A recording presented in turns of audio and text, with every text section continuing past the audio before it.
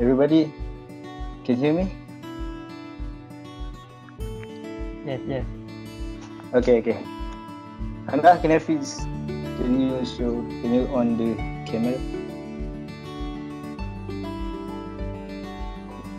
Hannah?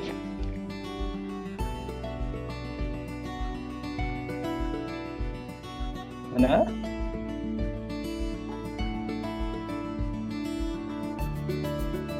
Assalamualaikum. Yes. Sorry guys, Hello. the team in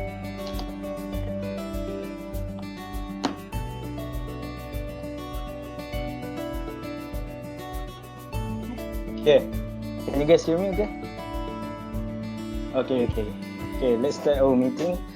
The reason, first of all, the reason I want to start this meeting is because we already got our assignment, right? Which is about, we have to talk about our culture that we chose, which is Mongolia, right? So the reason I call this meeting is because I want to know that how much information that you get and you gather when I ask you about Mongolia. So first of all, can I ask you guys about Mongolia first, because I'm really sorry that I'm lack of knowledge about Mongolia. So can we start with Amma? Can you tell us something about Mongolia? Yes. Okay, so from what I have gathered about Mongolia is, first of all, I think what makes Mongolia great is its beautiful and mesmerizing scenery. One of them is Roswell Lake. It is located near the northern border of Mongolia, and it contains 2% of the world freshwater reserve. So the scenery is beautiful. You cannot see such scenery that has crystal clear water like this anywhere else. I've been to many places such as Krabi, Langkawi, and much more, and I'm not gonna lie, this is one of the much more beautiful places that you can see around the world. So if you have the chance to go there, I would highly suggest you go there, since it is not that far, but it is not that close either. But if you do have the chance, I highly suggest you go there. Then it is called the Baikal's little brother or sister sometimes, due to its smaller sizes, and because it was formed by a pressure that is equal of that created the Baikal's lake. So there's a bit of correlation in there. And then, as I said before, it is one of the lake that contains 2% of the world's freshwater reserve, which most of the water that is fresh in this world right now are either trapped inside iceberg, which is the big ice thing that is located on the North or South Pole, or the water that is inside Earth, which you cannot get easily. So I think that is all for Roswell Lake, a beautiful place that gives much benefit, which makes Mongolia a place to be known of. That's all? Yes. Oh, okay. Now we can proceed with Hannah.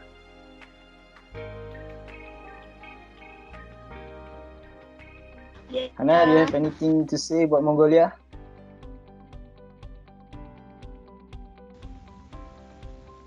Yes, I do have something to say about Mongolia.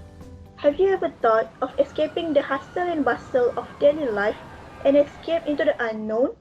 Welcome to the land of the blue sky. a country that had over 260 sunny days a year.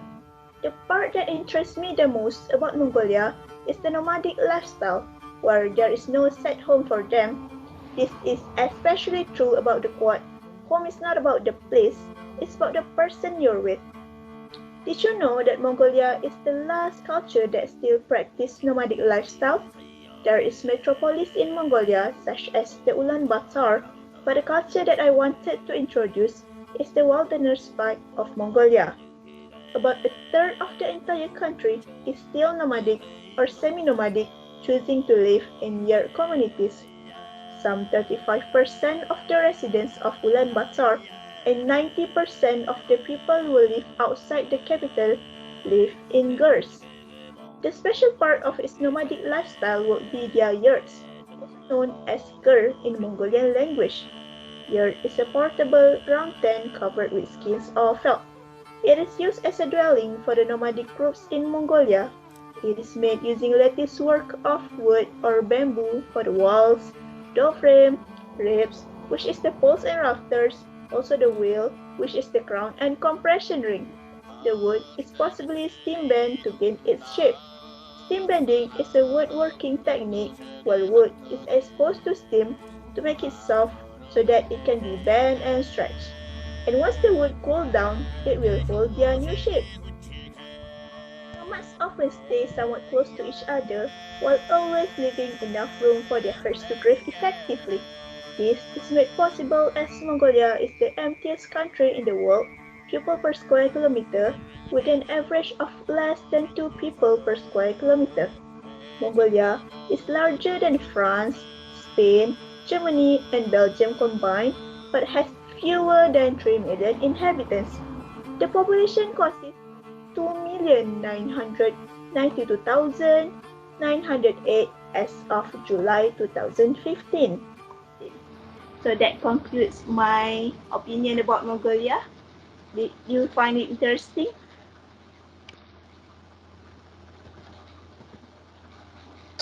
Yeah, what interesting about Mongolia. So next is Mirza, right? Mirza, where are you? Mirza, hello, are you there?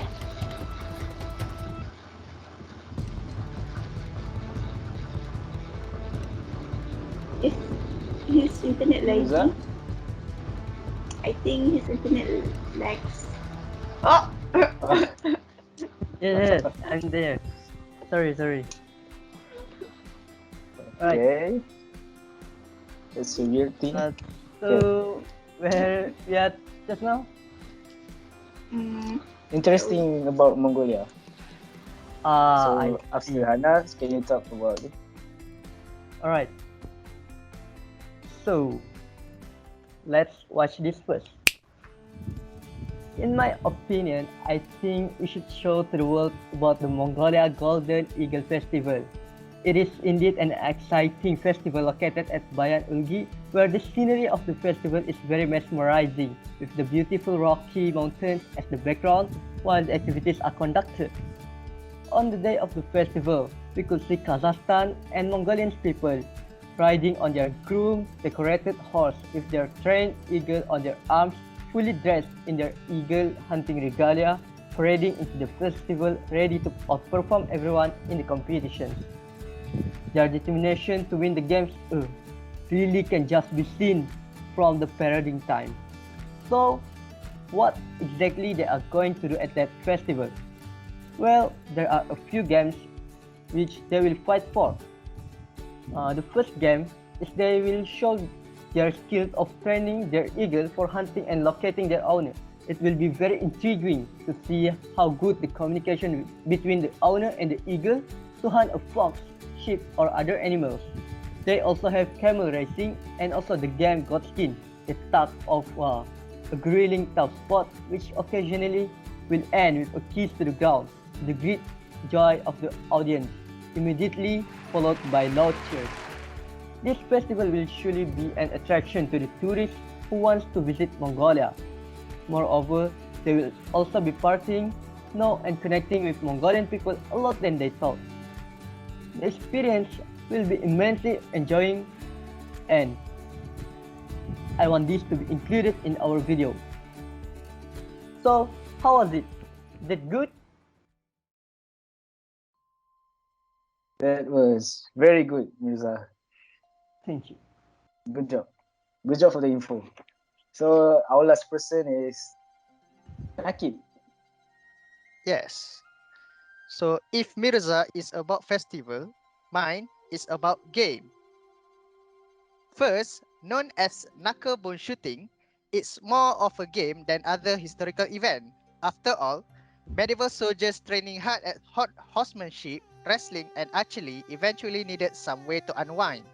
Also called ankle bone shooting, the game is somewhat similar to bowling. People can play this inside their home.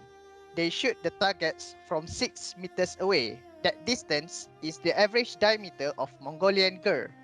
They sit at the other side and the target will be at the other side. Using a wooden slide which can be remarkably ornate, the shooter flicks a puck made from deer antlers which the animal sheds periodically. The goal is to knock over as many of the targets as possible. The target bones traditionally come from sheep, though the one used in the competition are artificial. They form a team of 6 people and play 3 rounds. They need to shoot 15 targets altogether, and if they finish the 15 targets first, they take some targets from the other team. They start to shoot that, and whoever has the most points win the game. So the next game is related to a sheep knuckle bone, which have 4 sides up and used as a dice. So camel is the concave side, opposite horse, the convex side. Goat has 2 humps indicating the head rump, opposite sheep, which is more rounded like puffy white sheep. The patriarch of the family wrote 4 bones to determine our fortune. Because this is 4 different types, this is the best fortune. Because you have goat, sheep, horse, and camel all together, this is one of the best fortune.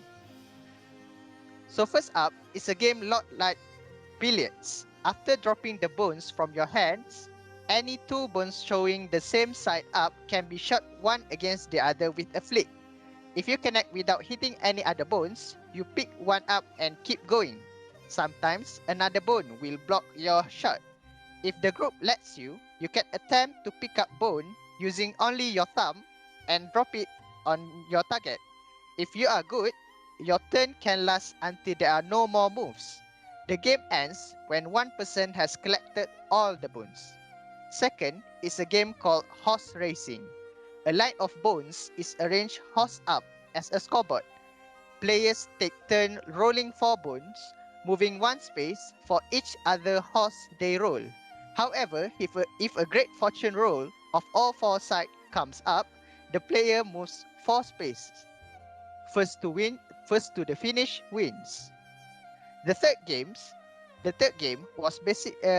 is basically jacks, and definitely the hardest. It's often played with a chain of some kind like a necklace. Each player throws the chain in the air and tries to separate a handful of bones from the center pile before catching the chain. On the second throw, the player then tries to pick up as many of those bones as possible. Dropping either throw result in a pass. So finally, came a game called Turtle. The only game to include a more familiar 6-sided die. First, a turtle-shaped design is constructed. Each segment of the turtle corresponds to a face of the die.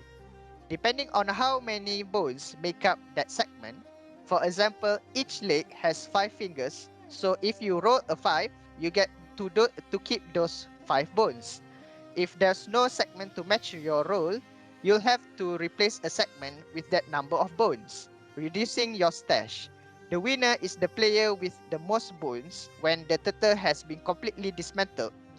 Most of the game take a while to conclude, which makes sense if your goal is to keep yourself occupied indoors during, let's say, a brutal Mongolian winter. So I think that is all about Mongolian games.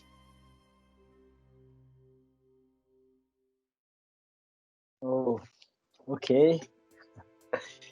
Wow, I can't believe that you guys are fully prepared and well informed about the Mongolia. Well, like Amma said about beautiful places, and Hana said about house, which is the gear. Mirza about festival, and also Nakib, can't forget about Nakib, the longest explanation in our group, which is about games. Not just one games, but about two games. I'm really impressed with you guys because you guys are really well informed. Well, I'm really sorry that I'm not informed, but thanks to you guys, I'm good to go about Mongolia. So I think that's all what I'm about to ask about this meeting, and this is the reason why I create this meeting to ask you about Mongolia. Okay, I think so we can use this information to make our video. Okay, I think that's all for me, and you guys can dismiss, and see you guys later, and let's make our video later. Bye.